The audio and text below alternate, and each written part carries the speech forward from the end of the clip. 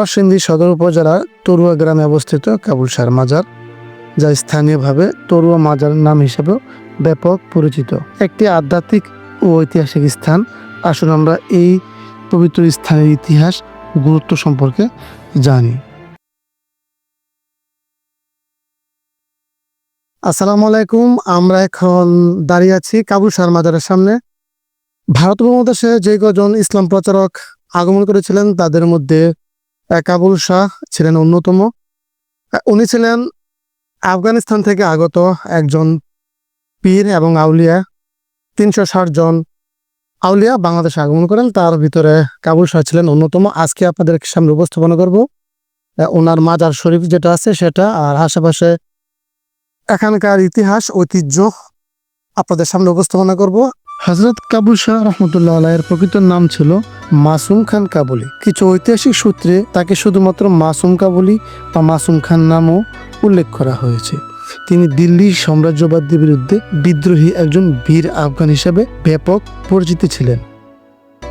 তার আধ্যাত্মিক সাধনা ও সমাজের অবদানের কারণে তিনি কাবুল শাহ নামে ব্যাপক পরিচিতি লাভ করেন।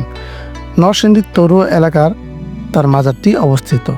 তা স্থানীয় জনগণের জন্য একটি গুরুত্বপূর্ণ ধর্মীয় ও সাংস্কৃতিক স্থান হিসেবে বিবেচিত হয়। হযরত কাবুল শাহ ছিলেন একজন আধ্যাত্মিক সাধক, যিনি তার জীবদ্দশায় ইসলাম প্রচার ও মানব সেবায় নিবেদিত ছিলেন। আমরা দেখেছি। আর অলির দরবার যদি জাগ্রত না হয় তো আমরা কখনো এই যে 12 ফাল্গুন থেকে 10 দিন ব্যাপী একটা অনুষ্ঠান করি। 2 রাত। হযরত কাবুল শাহ ছিলেন একজন আধ্যাত্মিক সাধক, তিনি তার জীবদ্দশায় ইসলাম প্রচার ও মানব সেবায় নিবেদিত ছিলেন। তার মাজারটি স্থানীয় জনগণের জন্য গুরুত্বপূর্ণ ধর্মীয় ও সাংস্কৃতিক কেন্দ্র হিসেবে বিবেচিত হয়। দিনের বেলা মানুষের আনাগোনা কম থাকলেও সন্ধ্যা বাড়ার সাথে সাথে অনেক দর্শনার্থীর আগমন ঘটে এই মাজারে। ঢোল তবলার পাশাপাশি অনেক গানের আসর বসে এই মাজারের চারপাশে। বিভিন্ন অনেক দর্শক এখানে আসে গান শোনার জন্য এবং নাচের তালে তালে অনেকেই এখানে গান শ্রবণ করে। নারী পুরুষ একত্রিত হয়ে গান শ্রবণ করার যে বিধানটা, সেটা ইসলামে কতটুকু শরীয়সম্মত সেটা অবশ্যই কমেন্টে জানিয়ে দিবেন। আমরা এখন একজন পাগল সাক্ষাৎকার নিব, দেখি উনি কি বলতে চায়। সব শেখ, হ্যাঁ সব শেখ। মুসলমান খুব কম, মুসলমান বলতে খুব কম। এরকম মুস্তাকিন, আমাদের বললা সুরা মুস্তাকিন সারাদিনে আজকে একজনের লোক দেওয়া হয়েছে না। আমার স্বাস্থ্য ভাই আছেন মুস্তাকিন, আমার 50 কোটি টাকা সহ সম্পত্তি লেগে গেছে কুপুরি করিয়া। কাবুল শাহ মাজারে আসা এ ধরনের নৃত্যশিল্পী এবং সঙ্গীত শিল্পীরা এখানে গলা ছেড়ে গান গায়। নৃত্যের তালে তালে, ছন্দের তালে তালে চমৎকার গান পরিবেশন করে তারা। অনেক ওলামায়ে কেরাম এই ধরনের গানগুলোকে শরীয়ত বিরোধী বলে আখ্যায়িত করে থাকে। তবে এখানকার যিনি খাদেম আছেন, ওই খাদেমের গান বাদ্য আমরা শুনতে পাই। এই ধরনের গানগুলা কতটুকু ইসলামে শরীয়তসম্মত, আমরা এখানকার যিনি খাদেম, এই খাদেমের কাছ থেকে সেই বিষয়ে ব্যাখ্যা জানতে চাই। আমাদের ইসলাম ধর্মে তো গান, ঢোল, তবলা এগুলো নিষেধ, কিন্তু এই মাজারে দিদারসে চলছে গান এবং বাদ্যযন্ত্র ব্যবহার। সে বিষয়ে আমরা এখানকার যিনি খাদেম আছে সেই খাদেমের কাছে জানতে চাই।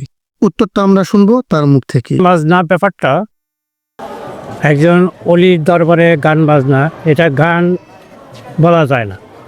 এটা আল্লাহর অলিয়া গাছ কুতুব পীর মুর্শিদের সামা, তাদের জীবনী নিয়ে তারা সুরের মাধ্যমে এটা গায়। গান বাজনা যেটা হচ্ছে সেটা হলো নাটক, যাত্রা, সিনেমা এগুলো। কিন্তু এটা হলো আল্লাহর অলিদের ভক্ত যারা আছেন তাদের মনের খোরাক। মাজারটি একটি শান্তিপূর্ণ পরিবেশ অবস্থিত, যা দর্শনার্থীদের আধ্যাত্মিক প্রশান্তি প্রদান করে। মাজার স্থাপত্য শিল্পে সাংস্কৃতিক প্রভাব স্পষ্টভাবে পরিলক্ষিত হয়। এই মাজারের পাশে আছে চমৎকার একটি মসজিদ, আর এই মসজিদের পাশে আছে একটি প্রাইমারি স্কুল এবং মাদ্রাসা। আমরা এখন আপনাদেরকে সে মাদ্রাসা এবং প্রাইমারি স্কুলটা দেখাচ্ছি পাখির চোখে। আপনারা দেখতেই পাচ্ছেন খুবই চমৎকার একটি প্রাইমারি স্কুল। দেশের নানা প্রান্ত থেকে অনেক ভক্তকুল কাবুল শাহ মাজারে ছুটে আসে। বিভিন্ন সময় তাদের জন্য বিভিন্ন ধরনের তবারকের ব্যবস্থা হয়ে থাকে।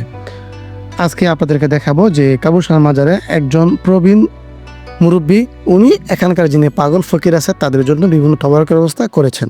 আর সেই কথাবার্তাগুলো নেবেন আমাদের প্রিয় আওলাদ ভাই। কি আছে আমাদের ছোট্ট ছোট সোনামণিরা, তাদের সাথে কিছু কথা বলবো। আচ্ছা সোনামণিরা, এখানে কিসের জন্য আইছো না? কিনিবা? হ্যাঁ, এই বাচ্চা কথা বলতে পারে না, সরি। দেখি এই বাচ্চাটা কি বলে, দেখি। এখন কিসের জন্য এসেছো? খিচুড়ির জন্য। আচ্ছা চাচা, এখানে তাবারক যে করছেন এখানে কিসের জন্য? এই বাজার বাজার এই ফকির আছে, সারা জন্য বুকা টুকা আছে, খাওয়ার জন্য করছে আর কি। সবার জন্য, সবার জন্য পাগল ফকির সেটা। হ্যাঁ, কিন্তু তাবারকটা কোন সময় দিবে? এই নামাজে বলবে তো নামাজ এখানে নামাজের সাথে সাথে দেওয়া হইব।